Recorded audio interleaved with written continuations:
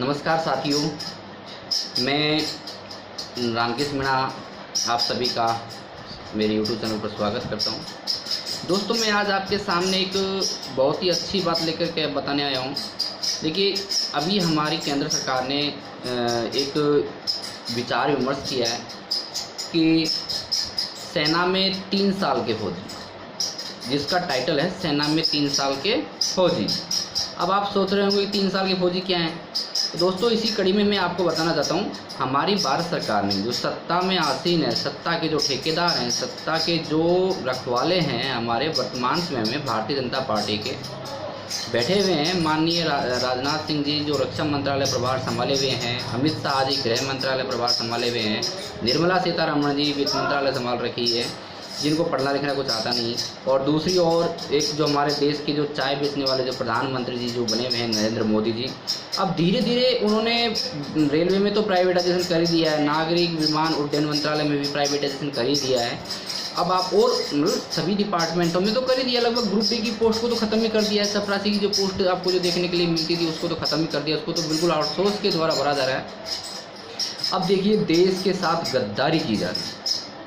अब आती है सबसे बड़ी देश के साथ गद्दारी की बात।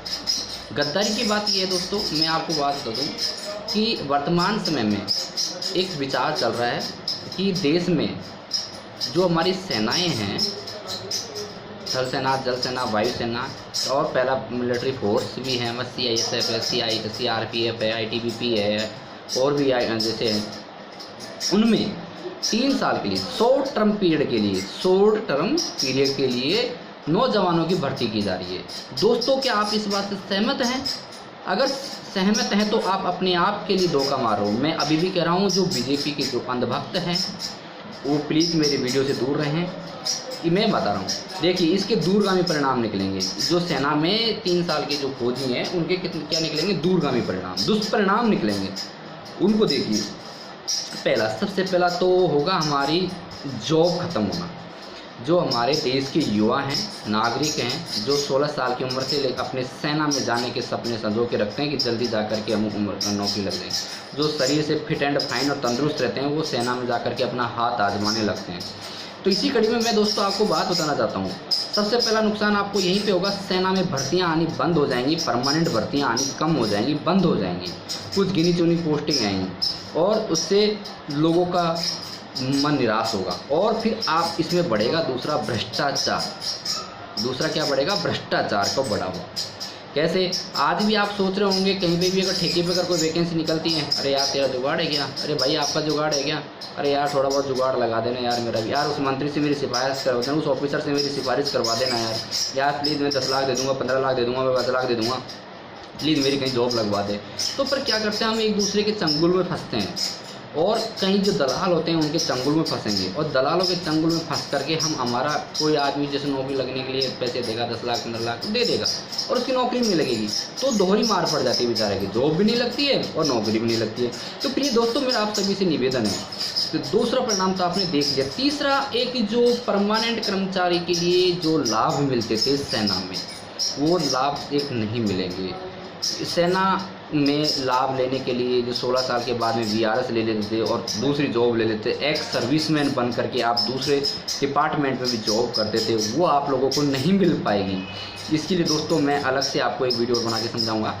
लेकिन मैं अभी आपके माध्यम से सरकार के कानों तक, सरकार के ठेकेदारों के तक सवाल उनसे है, सत्ता के जागीरदारों से, और आप सवाल पूछिए, अपनी आवाज़ को बुलंद कीजिए दोस्तों। देश के नागरिकों, सत्ता के ठेकेदारों को ये मौका मत दीजिए। एक बार देश में अगर सिक्योरिटी फोर्सेज के साथ में अगर ये गंदा खेल अगर शुरू हो जाएगा ना, तो फिर बाद में काबू में नहीं हो पाएगा। जैसा कि आप वर्तमान समय में आप देख रहे हो, एयरपोर्टों की नीलामी लगातार हो रही है, रेलवे स्टेशनों की नीलामी लगातार हो रही है, और भी और अंदर डिपार्टमेंटों में से नौकरियों और जॉबों की लगातार नीलामी हो रही है, अर्थात उनको ख़त्म भी किया जा रहा है सरकारी वर्चस्व।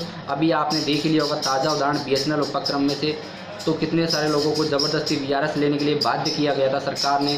तो बढ़ती हुई सरकार की तानाशाही को, घटते हुए राजस्व उपक्रम को, घटते हुए सरकारी उपक्रमों को बचाने के लिए देश की जनता, देश के नागरिकों, दोस्तों, साथियों, पढ़े लिखे नौजवानों, भाई और बहनों, मित्रों, देश के नागरिकों, आप सभी को आगे आना होगा। आपका ज़मीर खो चुका है। आप बीजेपी पार्टी के अंधभक्तों की तरह इतने अंधभक्त मत बनिए। आने वाली पीढ़ियों को आप क्या जवाब दोगे?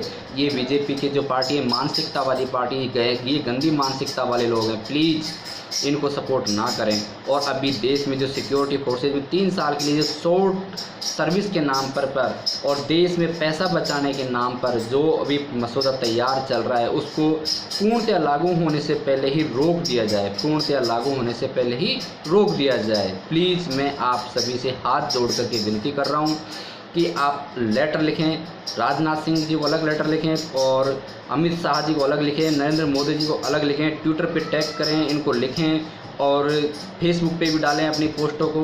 बायकाट करें, boycott Modi ji, boycott Amit Shah ji, boycott और सब कुछ कर, जो भी आप कर सकते हैं अपने स्तर पर। देखिए दोस्तों, देश में हमने एक जगह से करीब डाटा मिलाया तो उसमें जगह आज भी हमारे देश में लगभग करीब 50% जनसंख्या तो ऐसी एजुकेटेड जनसंख्या है जिसमें से कि सबको पढ़ना लिखना सब कुछ आता है, सब कुछ सोशल मीडिया पे जागरूक है।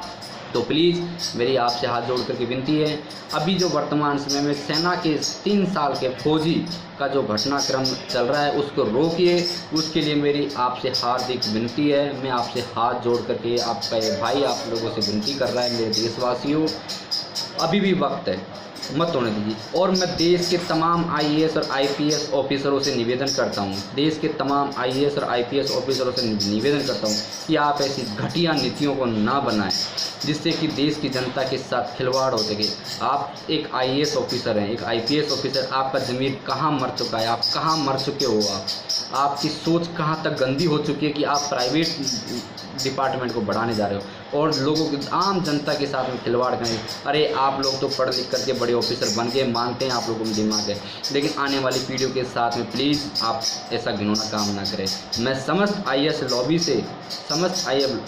से निवेदन करता हूं कि ऐसी घटिया नीतियों के साथ में मंत्री जियों के साथ में ना लगे। IAS और IPS महोदय जी, आपके हाथों में ही देश की कमान होती है और आप लोग अगर ऐसे करोगे तो एक युवा नेता का, एक युवा स्टूडेंट का क्या गुजरेगी, उसका दिल टूट जाएगा। प्लीज़ समझने की कोशिश करें, क्योंकि देश को चलाते हैं IAS ऑफिसर, देश को चलाते हैं IAS और IPS ऑफिसर।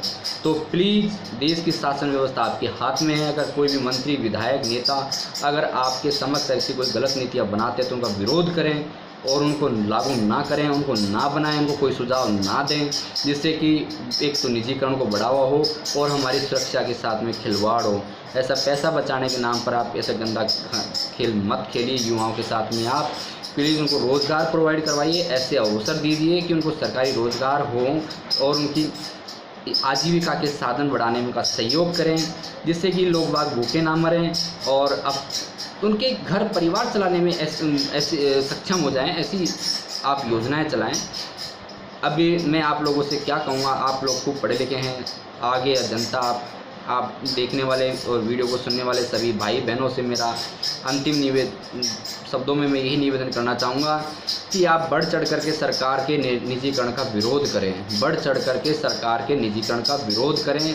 बस मैं जय हिंद, जय भारत, जय जवान, जय किसान।